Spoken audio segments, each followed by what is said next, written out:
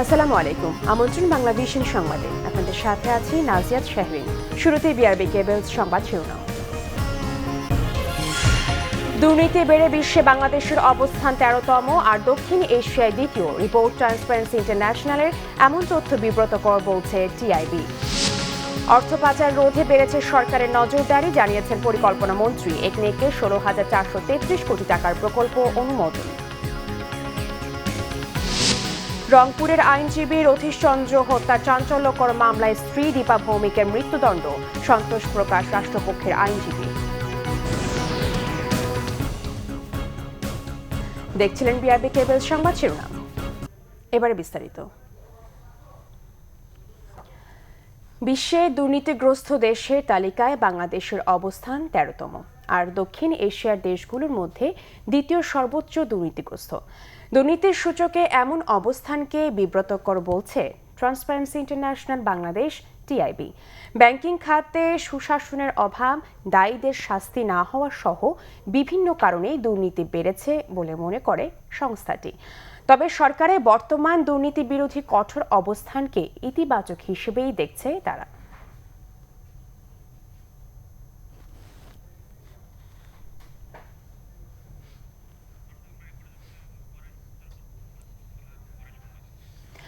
দর্শক, রিপোর্টটি আমরা পরে সম্প্রচার করব। চলে যাচ্ছি পরের সংবাদে। অর্থ পাচার রোধে সরকারের নজরদারি বেড়েছে, জানিয়েছেন পরিকল্পনা মন্ত্রী এম.এ. মান্নান। জাতীয় অর্থনৈতিক পরিষদের নির্বাহী কমিটি একনেকের সভা শেষে এ মন্তব্য করেন পরিকল্পনা মন্ত্রী। একনেক সভায় 16,433 কোটি টাকা ব্যয়ে 9টি প্রকল্পে অনুমোদন দেওয়া হয়। মঙ্গলবার সকালে রাজধানীর এনএসসি সম্মেলন কক্ষে অনুষ্ঠিত হয় জাতীয় অর্থনৈতিক পরিষদের নির্বাহী কমিটি একনেকের সভা। প্রধানমন্ত্রী শেখ হাসিনার সভাপতিত্বে অনুষ্ঠিত সভায় অনুমোদন দেয়া হয় 9টি প্রকল্পের। সভা শেষে পরিকল্পনা মন্ত্রী সাংবাদিকদের বলেন, প্রধানমন্ত্রী শেখ হাসিনা রেল, সড়ক ও নৌপথের মধ্যে সমন্বয়ের তাগিদ দিয়েছেন একনেকের সভায়।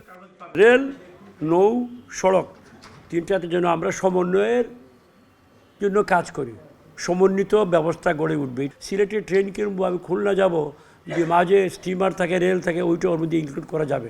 একটু পরে হয়তো হবে, বাট এটা সম্ভব। এ সময় সাংবাদিকদের কাছে মন্ত্রী আরও বলেন, অর্থ পাচার রোধে নানা উদ্যোগ গ্রহণ করেছে সরকার। ভবিষ্যতে এ ব্যাপারে সরকারের নজরদারি আরও কঠোর হবে বলেও জানান তিনি। টাকা পাচার সর্বত্র হয়, সারা বিশ্বে আদান প্রদান হচ্ছে। যেহেতু আমাদের প্রবৃদ্ধি বৃদ্ধি পেয়েছে, উৎপাদন বৃদ্ধি পেয়েছে, টাকাও প্রচুর বেশি আগের তুলনায়, সুতরাং টাকার পাচারটাও বৃদ্ধি পেয়েছে। লজিক্যালি আমার মনে হয় আমরা এটা নিয়ে আমাদের এটা নজরে আছে। আমার বিশ্বাস কর্তৃপক্ষ যারা আছেন, অর্থমন্ত্রী মহোদয়, মাননীয় প্রধানমন্ত্রী চিন্তাভাবনা করছেন, সেন্ট্রাল ব্যাংক করছে। আমরা, আপনি জানেন যে ফিনান্সিয়াল ইন্টেলিজেন্স ইউনিট নামে একটা ইউনিট স্থাপন করেছি বাংলাদেশ ব্যাংকে ট্র্যাক করার জন্য।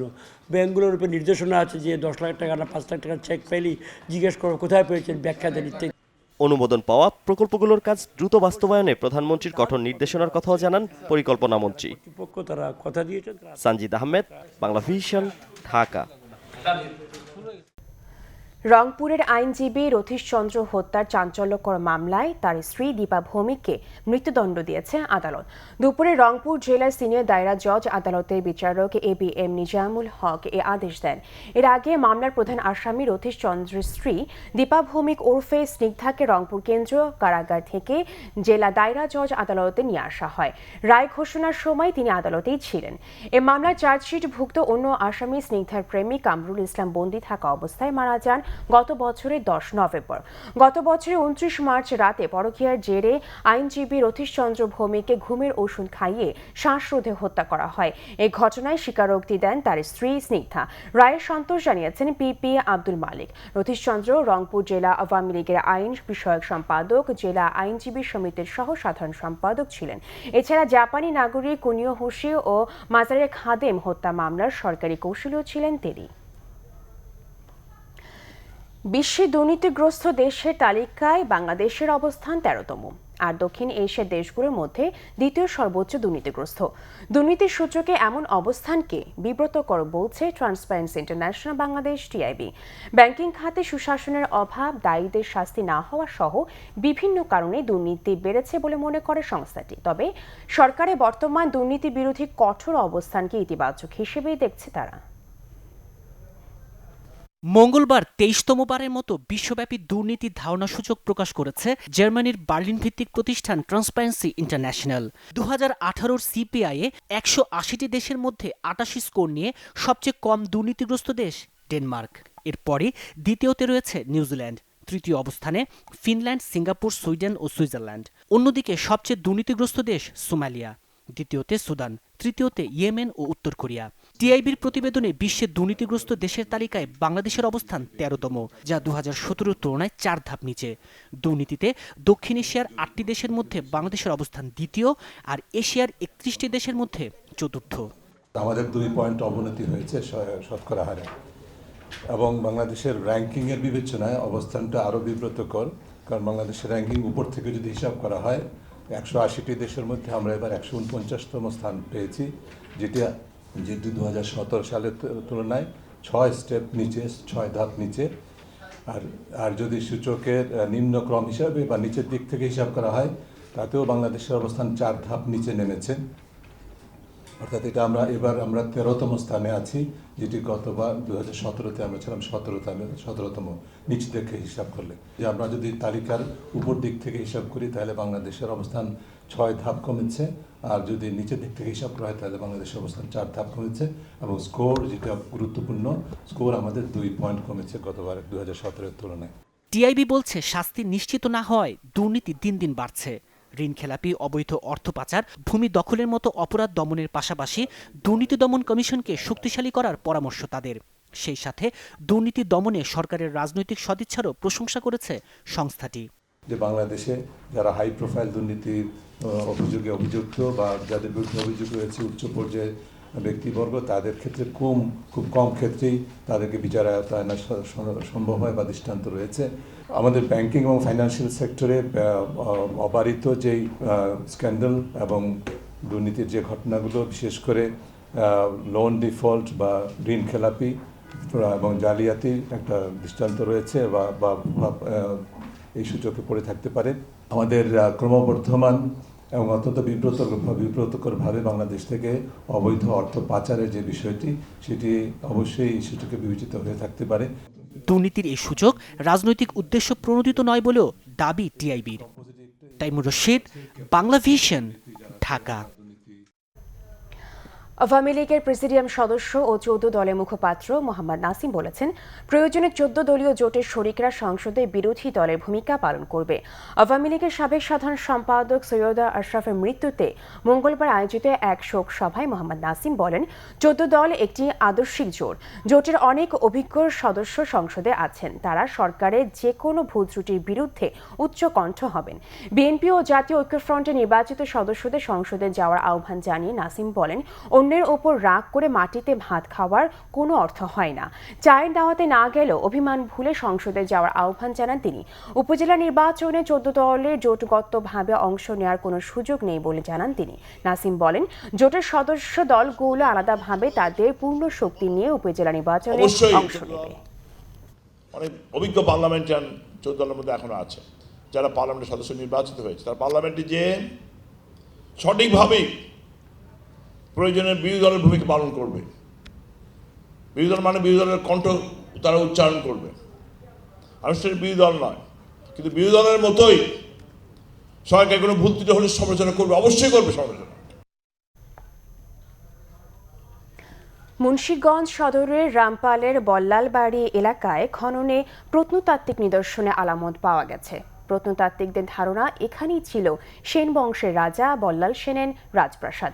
তবে বাড়ির মালিকের দাবি, এখানে কোনো প্রত্নতাত্ত্বিক নিদর্শনে খোঁজ মেলেনি। ভবিষ্যতে তার জমিতে আর কোনো খনন করতে না দেওয়ার কথাও জানান তিনি। তবে জাহাঙ্গীরনগর বিশ্ববিদ্যালয়ের প্রত্নতত্ত্ব বিভাগের অধ্যাপক সুফি মুস্তাফিজুর রহমান জানিয়েছেন, প্রাপ্ত প্রাচীন নিদর্শনগুলো আরও পরীক্ষা করে সময়কাল জানার পর নেওয়া হবে পরবর্তী উদ্যোগ। পাল রাজবংশ ও বৌদ্ধ রাজত্ব নিঃশেষ করে বাংলায় সনাতন ধর্ম পুনঃস্থাপন করেছিলেন সেন বংশের দ্বিতীয় রাজা বল্লাল সেন। একাদশ শতকে বঙ্গের সমাজ সংস্কারক ও বিশেষ করে কৌলিন্য প্রথার প্রবর্তনকারী হিসেবেও পরিচিত তিনি। একাধারে পণ্ডিত ও লেখক বল্লাল সেনের উল্লেখযোগ্য রচনা দানসাগর ও অদ্ভুত সাগর। সেই বল্লাল সেনের রাজপ্রাসাদের হদিস মিলেছে মুন্সিগঞ্জে, এমনই ধারণা প্রত্নতত্ত্ববিদদের। মুন্সিগঞ্জ সদরের রামপালের বল্লাল বাড়ি। এখানেই পরীক্ষামূলক খননে মিলেছে কিছু ইটের টুকরো ও মৃৎপাথরের অংশবিশেষ। এসব একাদশ শতকের বল্লাল সেনের রাজত্বের সময়ের নিদর্শন হতে পারে বলে ধারণা প্রত্নতাত্ত্বিকদের। তবে এ দাবি নাকচ করে বাড়িটির বর্তমান মালিক বলছেন, এখানে পুরনো দিনের বিভিন্ন নিদর্শন মিললেও এটি বল্লাল সেনের রাজপ্রাসাদ হতে পারে না। ক্যামেরা যে ছবি ছবি হারে উড়িতেছে পাইতেছে এই চারা, ভাঙা চারা আছে না, ছোট চারা, এইগুলি ভুলাইয়া তারা দেখে বলে নিয়ে এই তারপরে বোঝা ছুঁয়ে গেছে। জমিনের আমার নিজের খরিদ করা জমি, লেখছে সরকারের খাস জমি। এটা কি, এটা কি? আমি কেন আমি ক্ষুদ্র জমি আর হবে না। গবেষণার বিষয় ঠিক আছে, কিন্তু এটা কি গবেষণা আসলো যেন কোনো কিছু গতা কইরা কিছু না পেয়ে বলতেছে পাইছি। তবে ভিন্নমত এলাকাবাসীর। সেন আমলে বিক্রমপুর ছিল বাংলার রাজধানী, বাড়িটিও বল্লাল বাড়ি নামে পরিচিত। এইটা বলার সেনের দিকে, এরপর এমুরাইয়া হের বাড়ি, বাড়ির লগে একটা পুষ্কুনি আছে গোল, বুঝলেন? এই পুষ্কুনিটা এই বলার সেনের দিকে, এর লগে একটা কুঠা করছে মাটির তলে, এটা অর্ধেক গাথা অর্ধেক উঁচা। বল্লাল সেনের একটা ঐতিহ্য দেখা গেছে, মানুষ বিভিন্ন জায়গা থেকে ঘুরতে আসবো। যেখানে পরীক্ষামূলক খনন করা হয়েছিল তার পাশেই রয়েছে পরীক্ষা। জাহাঙ্গীরনগর বিশ্ববিদ্যালয়ের প্রত্নতত্ত্ব বিভাগের অধ্যাপক সুফি মোস্তাফিজুর রহমান জানালেন, বল্লাল সেনের রাজপ্রাসাদের চারদিকে ছিল 60 মিটার প্রশস্ত একটি পরীক্ষা বা খাল, যা তৈরি হয়েছিল শত্রুর আকস্মিক আক্রমণ থেকে রক্ষার জন্য। পরীক্ষামূলক খনন করেছি এবং আমরা সেই প্রাচীন ইট, পাথর, মৃৎপাত্রের টুকরা, চাইনিজ পোর্সিলিন সবই পেয়েছি। আরও বড় আকারে খনন করলে বড় আকারে রাজধানীর যে চরিত্র সেগুলি বেরিয়ে আসতে থাকবে। তো আমরা চারকোল সংগ্রহ করেছি, যেটা আমেরিকার বেটাতে পাঠাবো, তারিখ নির্ণয় আসবে। তারিখ নির্ণয় হওয়ার পর যদি 11-12 শতক মিলে যায় তাহলে ম্যাচ বল্লাল সেন। ওখানে অনেক জায়গা এখনও ফাঁকা আছে, খালি আছে। ওই ফাঁকা জায়গাগুলো যদি গবেষণা করি তা আগামী 50 বছর কাজ করা যাবে। আমাদের যেটা নেই সেটা হলো মানসিকতার, না স্থানীয় মানুষের, না প্রশাসনের, না সরকারের যে হেরিটেজ সংরক্ষণ করা দরকার। গবেষণা ও খননের মাধ্যমে বল্লাল সেনের রাজপ্রাসাদ পুনরুদ্ধার সম্ভব হলে সেন বংশের ইতিহাস ও 1000 বছর আগের বিক্রমপুরের ইতিহাস বাংলাদেশের ইতিহাসকে আরও সমৃদ্ধ করবে বলে ধারণা প্রত্নতাত্ত্বিকদের। শারমিন ইব্রাহিম, বাংলা ভিশন, রামপাল, মুন্সিগঞ্জ। নিচ্ছি সিবিসি টাইমস সংবাদ বিরতি, সাথেই থাকুন, ফিরে এসে থাকছে। চট্টগ্রামে গণধর্ষণ মামলার প্রধান আসামি বন্দুকযুদ্ধে নিহত, দাবি পুলিশের।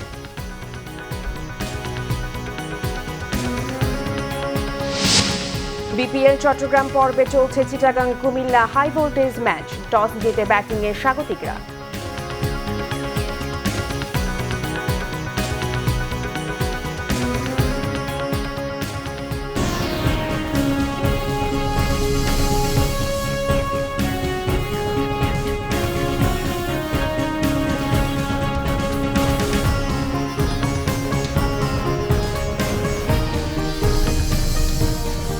বিরতির পরে আবারও স্বাগত বাংলা ভিশন সংবাদে। লতিফ বাওয়ানি জুট মিলসে পাট থেকে পচনশীল পলিথিনে বাণিজ্যিক কার্যক্রম পরিদর্শন করেছেন বস্ত্র ও পাট মন্ত্রী গোলাম দস্তগীর গাজী। সেখানে আছেন আমাদের সহকর্মী মিরাজ হোসেন গাজী। সরাসরি কথা বলবো তার সাথে। মিরাজ, বাণিজ্যিকভাবে পাট থেকে পলিথিন তৈরির বিষয়ে সরকারের কি পরিকল্পনা রয়েছে এবং এ ব্যাপারে মন্ত্রী কি জানিয়েছেন আমাদেরকে জানাবেন। নাজিয়াত, আজকে কিন্তু বস্ত্র এবং পাট মন্ত্রী গোলাম দস্তগীর গাজী উনি কিন্তু পরিদর্শন করতে এসেছেন এই প্রকল্পটি। এটি কিন্তু অনেক প্রত্যাশার এবং স্বপ্নের একটি প্রকল্প।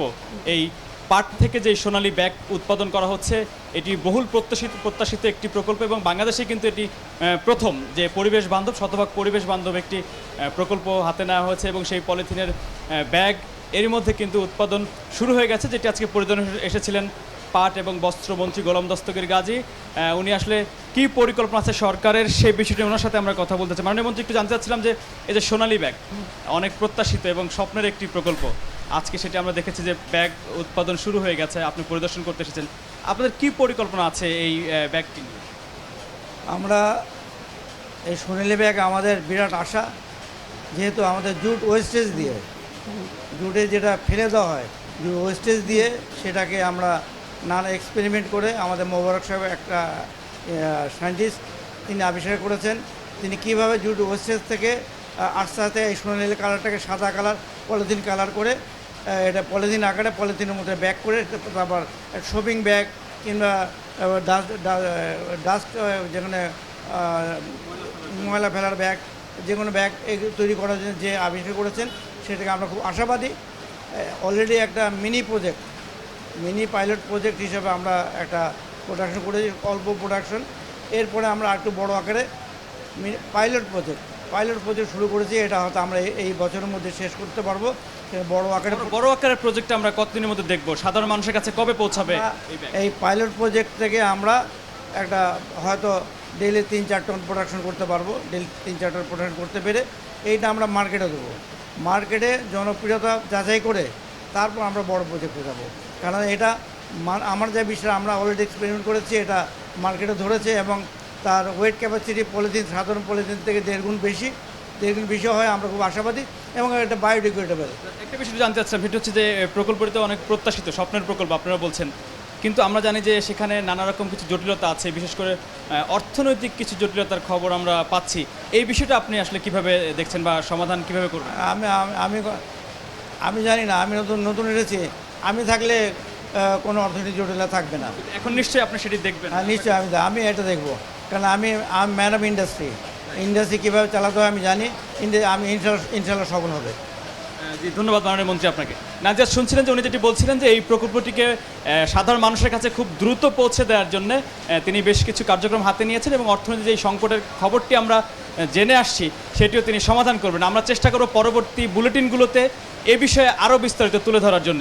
নাজিয়া, এই ছিল আমার কাছে আসলে এই ডেমরার লতিফ বাওয়ানি জুট মিলসের যেই সোনালী ব্যাগ সেই ফ্যাক্টরির থেকে সবশেষ খবর। জি মিরাজ, আপনাকে ধন্যবাদ। আপনি ওখানে থাকবেন, পরবর্তীতে আমরা আবার যোগাযোগ করব আপনার সাথে। লতিফ বাওয়ানি জুট মিলস থেকে সেখানকার তথ্য জানাচ্ছিলেন আমাদের সহকর্মী মিরাজ হোসেন গাজী। মাদক ব্যবসায় কোনো পুলিশ সদস্য জড়িত থাকলে তাকে দৃষ্টান্তমূলক শাস্তি দেওয়া হবে বলে জানিয়েছেন ডিএমপি কমিশনার আসাদুজ্জামান মিয়া।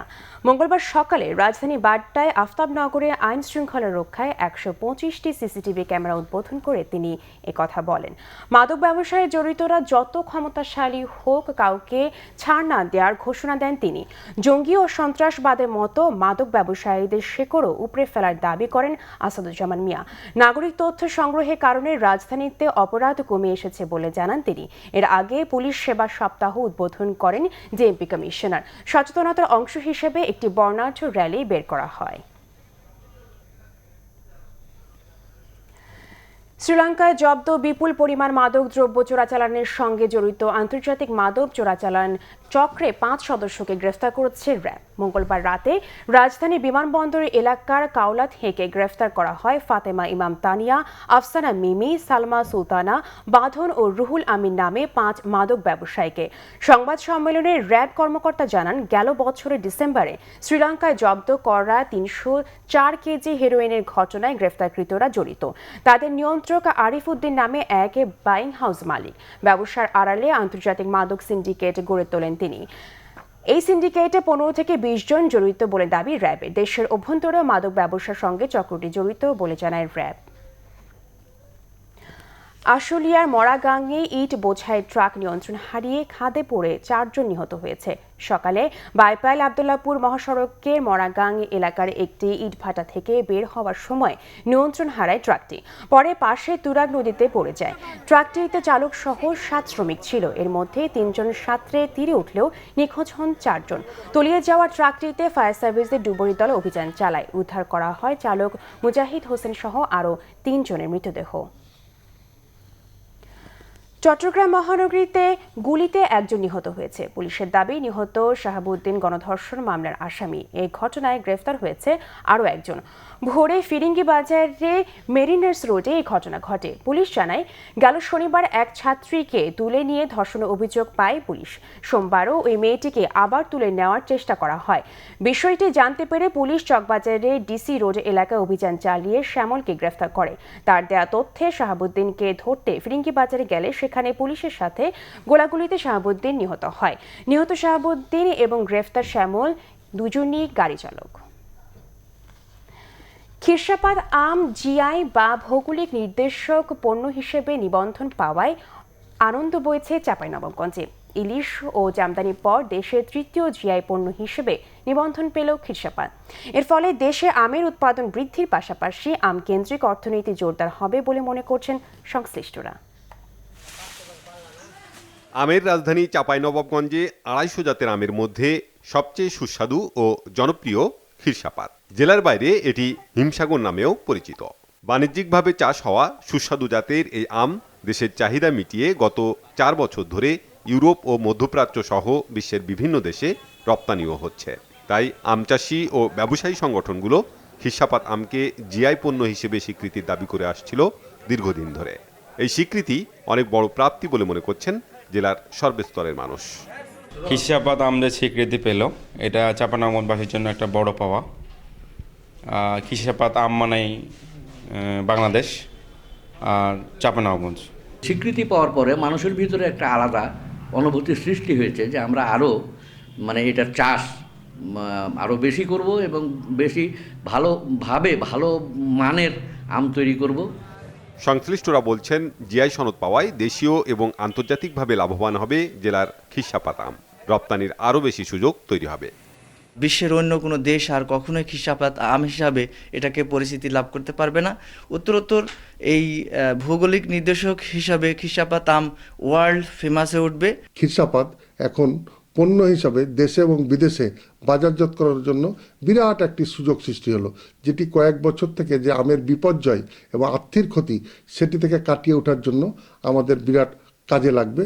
2017 সালের 2 ফেব্রুয়ারি চাঁপাইনবাবগঞ্জের খিরসাপাত, ন্যাংরা ও আশ্বিনা আমকে জিআই পণ্য হিসেবে নিবন্ধনের আবেদন করা হয়।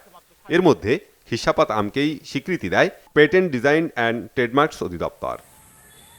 Bangla vision news desk. Amin jewellers আন্তর্জাতিক সংবাদ।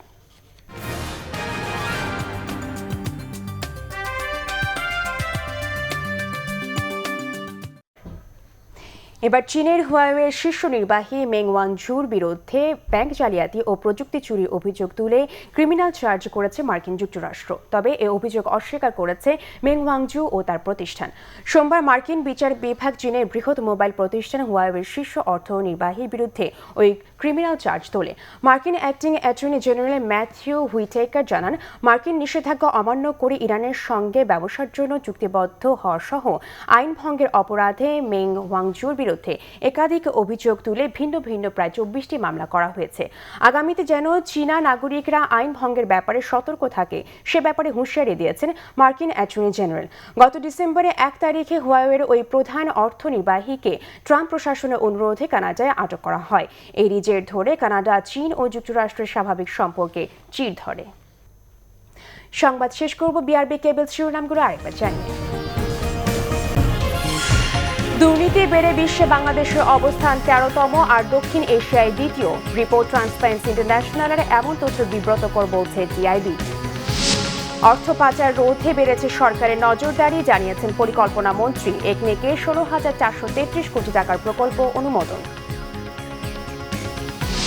রংপুরের আইনজীবী রথীশ চন্দ্র হত্যার চাঞ্চল্যকর মামলায় স্ত্রী দীপা ভৌমিকের মৃত্যুদণ্ড, সন্তোষ প্রকাশ রাষ্ট্রপক্ষের আইনজীবী।